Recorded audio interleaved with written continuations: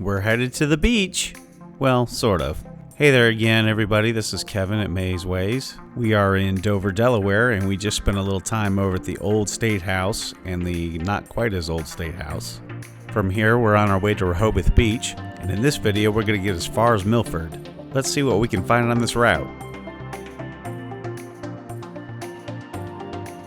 If you've been following along, you know that we started this trip today on US 13 coming out of downtown Wilmington.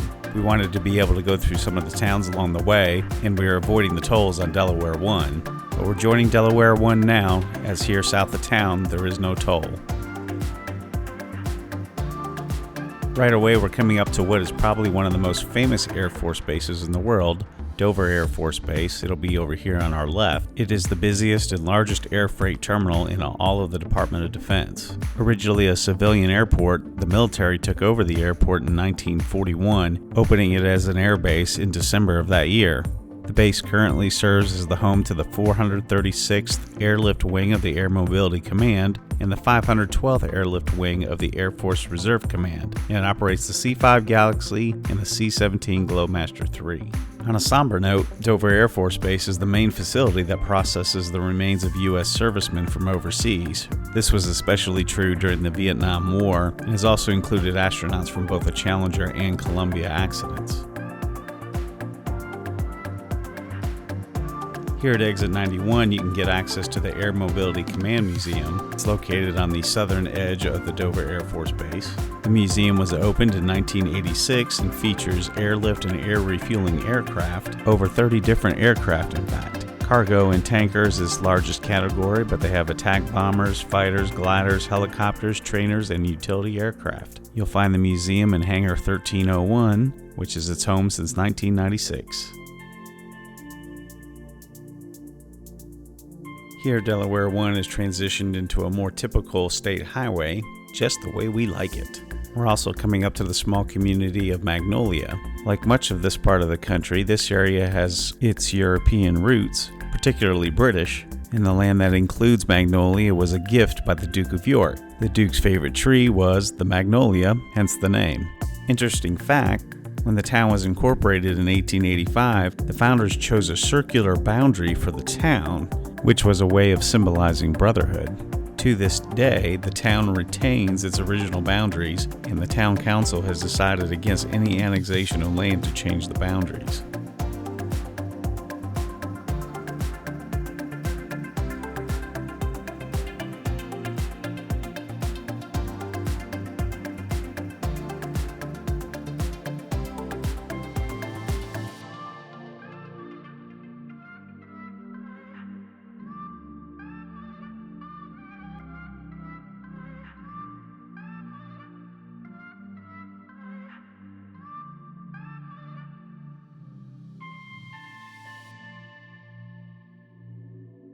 Okay, coming up on our left, and you're going to have to look pretty hard through the trees to find it, is a 2-story brick building with white window trim.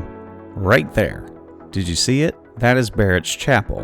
So Barratt's Chapel was built in 1780, and it's the oldest surviving church in the United States that was built for and by the Methodists. It's even nicknamed the Cradle of Methodism. So the story goes, and I'm going to read it here, I'm sorry. John Wesley, one of the founders of Methodism, had sent Francis Asbury and others to the colonies to build Methodism, but most of them left when the Revolution broke out.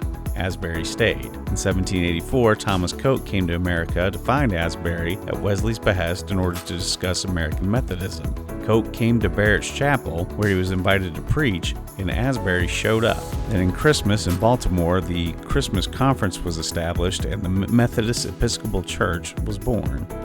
Barratt's Chapel looks as it did in 1842 and is open for tours and available for weddings, funerals, and baptisms.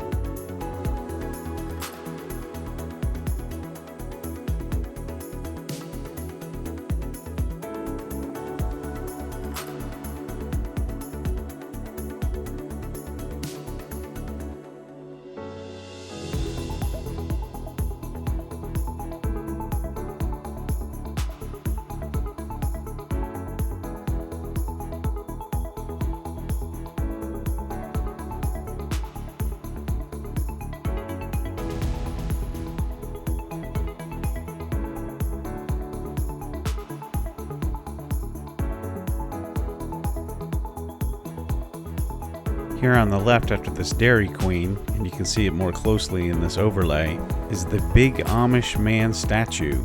This 20-foot fiberglass statue has made the rounds, starting first in Pennsylvania, was at the Dutch Pantry in Dover, and eventually ended up here in 2000. It was also knocked over in 2003 by a hurricane. He has a red shirt on now, but it's been blue in the past.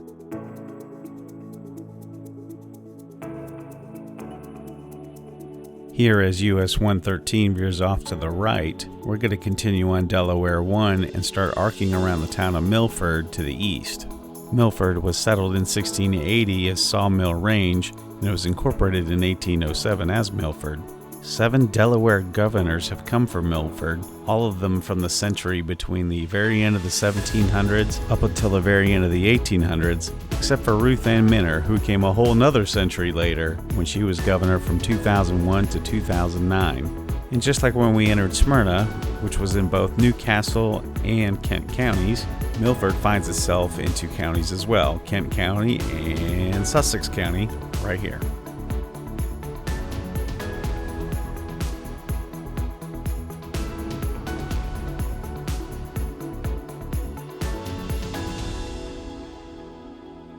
I hope you've been enjoying our ride through Delaware, and there's more to come. If you click that subscribe button and ring that bell, we'll notify you when our next video comes out, which will take us into Rehoboth Beach. Meanwhile, if you like this video, give us a thumbs up, tell us about your own Delaware experiences down below, and we'll see you next time from Delaware.